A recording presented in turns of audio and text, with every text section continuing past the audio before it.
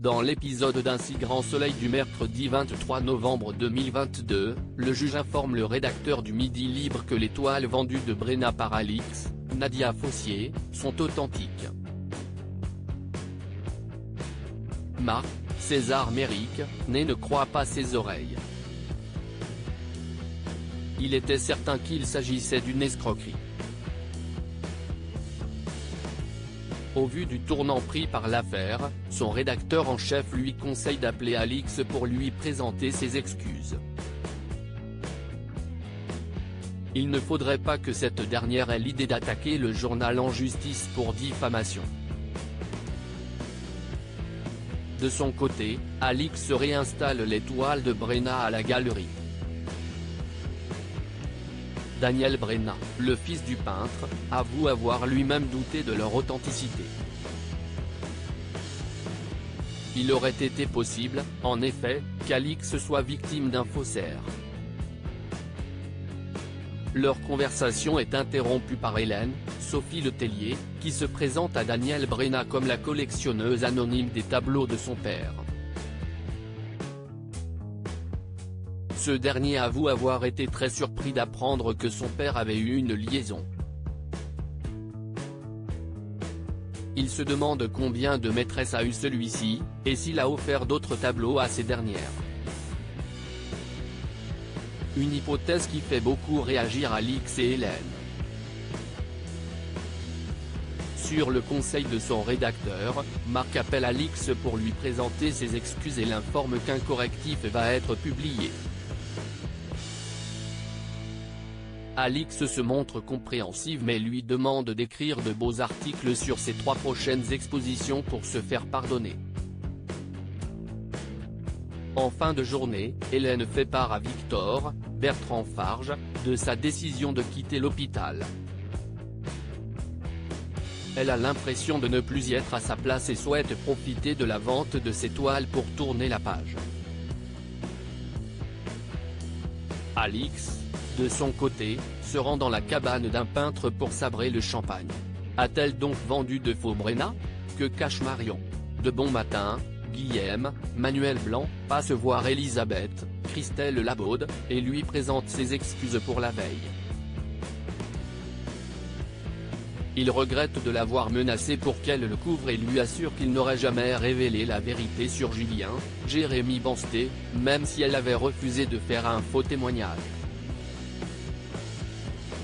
Loin d'être amadouée, Elisabeth l'envoie balader. À présent, elle n'aura plus jamais confiance en lui. Au commissariat, Yann, Constantin Balzan, et Nora font le point sur l'enquête avec Becker, Yvon Bach. Elisabeth ayant confirmé l'alibi de Guillaume, ce dernier est mis hors de cause. Marion, Esther Van Dendrich, elle, n'a pas d'alibi. Le commissaire Becker encourage donc ses équipes à creuser de ce côté.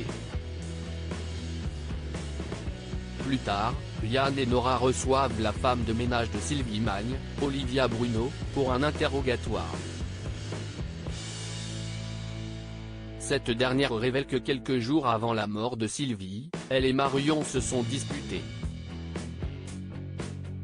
Marion n'aimait pas beaucoup Guillaume et ne se privait pas de le faire savoir.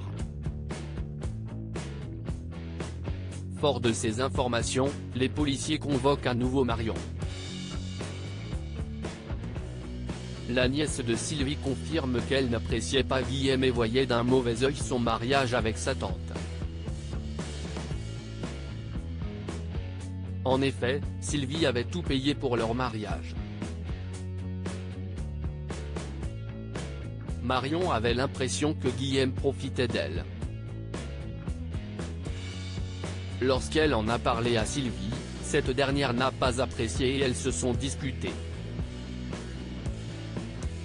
Néanmoins, elles s'étaient réconciliées avant le mariage et tout allait bien depuis. Une fois de plus, Yann lui demande la raison de sa visite le jour de la mort de Sylvie. Marion répète avoir juste voulu lui dire au revoir avant son voyage de noces, se gardant de révéler ce qu'il s'est vraiment passé avec sa tante. Un peu plus tard, Yann croise Johanna, Aurore Delplace, au commissariat. Cette dernière lui propose de sortir le soir même, ce qu'il accepte. Au cours d'une promenade, Johanna confie à Yann avoir été mariée pendant 10 ans. Par la suite, elle a enchaîné les échecs amoureux et se noie désormais dans le travail. En tant qu'avocate, elle a confiance en elle, mais en tant que femme, si est-il autre chose. Yann avoue s'être, lui aussi, réfugié dans le travail après la mort de sa première femme, Alexandra. De son côté, Elisabeth rentre chez elle et avoue à Alain qu'elle a menti à la police pour couvrir Guillaume.